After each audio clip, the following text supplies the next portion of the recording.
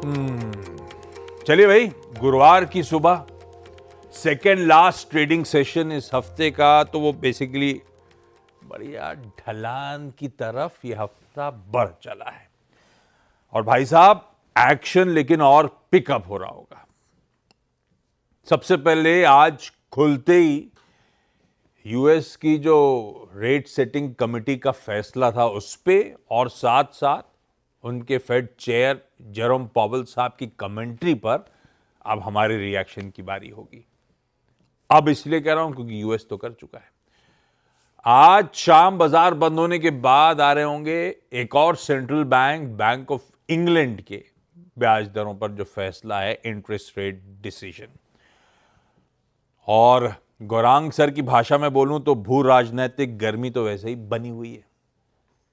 और ये सब तब हो रहा है जब हम निफ्टी 50 के वीकली कॉन्ट्रैक्ट्स की एक्सपायरी की तैयारी कर रहे हैं।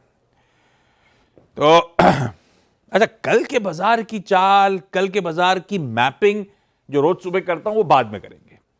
पहले दिखाता हूं आज के इंपॉर्टेंट दिन के लिए संकेत कैसे आ रहे हैं।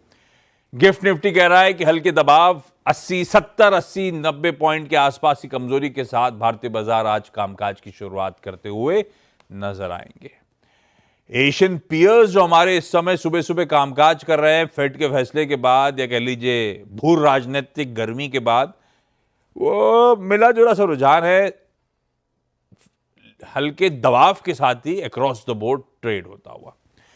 अब आइए यूएस का बाजार, जहां पे सबसे पहले रिएक्शन आ चुका था उस फैसले का। हम जब कल क्लोज हुए थे तो 1/4 से 1/3% यूएस के तीनों बेंचमार्क्स मजबूत थे। एक्चुअल सेशन में बहुत मिला जुला कामकाज, और इनफैक्ट कहना चाहिए एक समय डाउ 300 पॉइंट ऊपर था। इंटरडे चार्ट अगर आप आए तो 300 पॉइंट ऊपर वाला 40-44 पॉइंट लाल में बंद हुआ, तो ऊपर से ठंडे पड़े। और आज सुबह के फ्यूचर्स भी पस्त पड़े हुए हैं। हालांकि ये बात अलग कि यूएस के मार्केट्स आज छुट्टी मना रहे होंगे, लेकिन जो इंडिकेशंस हैं वो दबाव के ही हैं। तो पॉलिसी उनको तो पसंद नहीं आई है। हुआ क्या वहां पे, क्या हुआ, ये वेस्ट एशिया में क्या चल रहा है, ग्लोब के सारे डेवलपमेंट्स और इंटरेस्टिंग होते ही चले जा रहे हैं। उस पर पहले हरमाज से बातचीत। हरमाज भाई साहब, गुड मॉर्निंग। खूब भाग दौड़ के आ रहे हो लग रहा है। गुड मॉर्निंग आशीष। बारिश के भाई एकदम बारिश बहुत अच्छी हो रही है, टचवुड। सुबह से जरूरी ड्रिजल हो रही थी, जब सबके ऑफिस एकदम आने का समय हो रहा तब तो ताबड़तोड़। हाँ बिल्कुल। और बाजार को पॉलिसी के बारे में तो पता था कि ब्याज दरें नहीं कटेंगे, लेकिन कमेंट्री जो है वो बाजार को पसंद नहीं आई है जेरोम पावेल की, क्योंकि डाइवर्जेंस अब फेड में साफ नजर आने लग गया है। मतलब कि आधे इधर आधे उधर जी, और 7 ऐसे 19 कमेटी मेंबर्स होते हैं उनके, उसमें से 7 अब ऐसे हैं जो कह रहे हैं कि इस साल ब्याज दरें बिल्कुल नहीं कटनी चाहिए। तो पूरे साल के फॉरकास्ट में उन्होंने अब तक अपने अनुमानों में नहीं जोड़ा है ब्याज दरों में कटौती।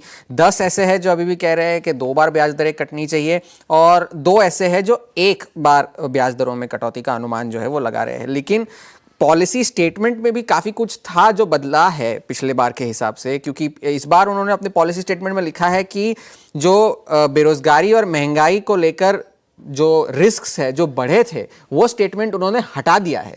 साथ ही साथ उन्होंने ये कहा है कि अनिश्चितता जो है अर्थव्यवस्था को लेकर वो कम हुई है, पर वो एलिवेटेड लेवल्स पर है। अब इसका क्या मतलब निकाला जाए ये तो अब जेरोम पावेल ही समझा सकते हैं।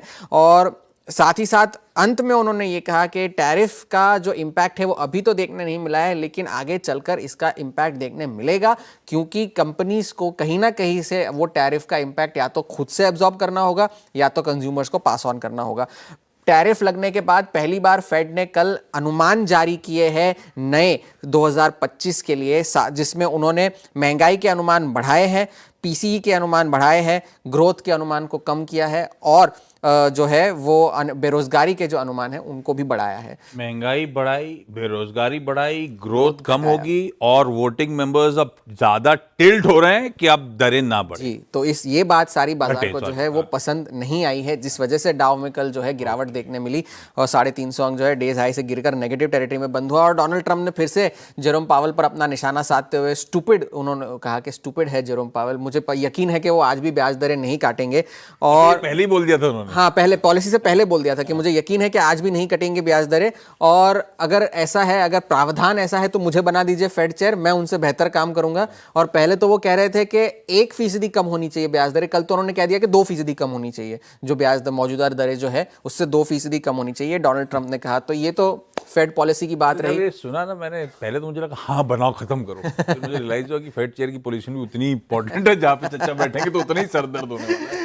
तो ये तो फेड वाली पॉलिसी की बात थी। और भू राजनीतिक गर्मियों की जनाब बात कर रहे थे। कल ऐसे कोई बड़े डेवलपमेंट्स हुए नहीं, लेकिन शाम को जो है ईरान के सुप्रीम लीडर खामेनेई ने अपने बयान में ये कहा कि ईरान कोई ऐसा देश नहीं है जो सरेंडर करेगा, जो आत्मसमर्पण करेगा।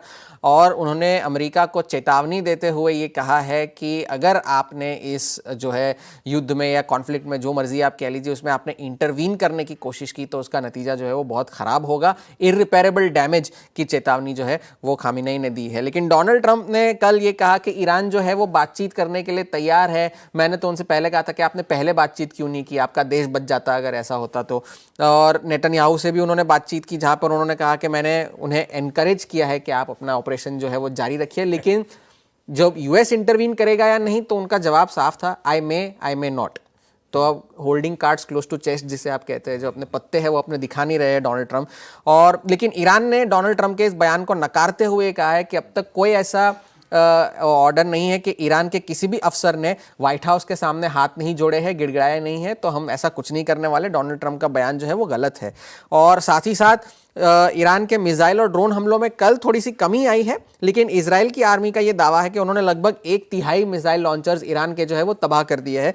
और ईरान के विदेश मंत्री ने भी कल ये बयान दिया था कि उन्होंने ना पहले कभी परमाणु हथियार की मांग की थी, ना इस बार वो कभी करेंगे, और ना वो बनाना चाहते हैं, ये उन्होंने फिर से कहा। और रॉयटर्स के हवाले से ये खबर आई है कि शुक्रवार को यूके, फ्रांस और जर्मनी के विदेश मंत्री जो है ईरान के साथ मुलाकात करेंगे, तो वहां से कुछ डेवलपमेंट्स होंगे। आज तो यूएस के बाजार बंद है, फ्यूचर्स थोड़े से दबाव के साथ कामकाज कर रहे हैं, वो आधे दिन ही कामकाज करेंगे, लेकिन आज अगर कोई बड़ा फैसला होता है तो इसका नतीजा जो है कल यूएस के बाजारों को देखना पड़ेगा। लेकिन फेड पॉलिसी की वजह से बाजार जो है फिलहाल नाखुश है।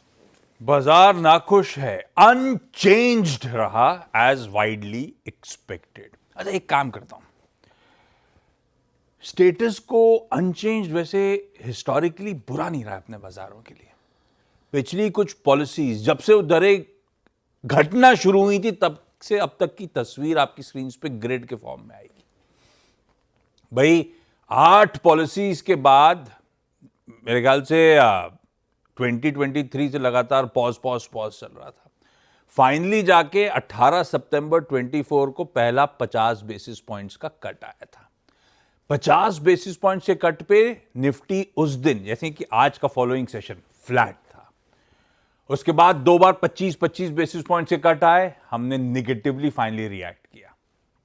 उसके बाद स्टेटस को 3 बार, और इस बार भी ये चौथा स्टेटस को हो जाएगा। तो इससे बाद दरों में कोई छेड़छाड़ जब फेड ने नहीं करी तो इंटरेस्टिंगली बाजार ज्यादा बेहतर चाल चलता हुआ नजर आया है। वो जो दरें हैं वो यूएस की डिस्काउंट रेट्स कहते हैं, वो आपकी स्क्रीन पे रख दिया था मैंने। तो वैसे ये चार्ट बेसिकली ये कहती है कि फेड के फैसले से ज़्यादा कई सारे और शायद इन्फ्लुएंशियल फैक्टर्स हैं जो रिएक्ट करने में मदद करते हैं। फेड के फैसले पे उतना ज़्यादा रिएक्शन आता नहीं है अपने बाजारों में आजकल।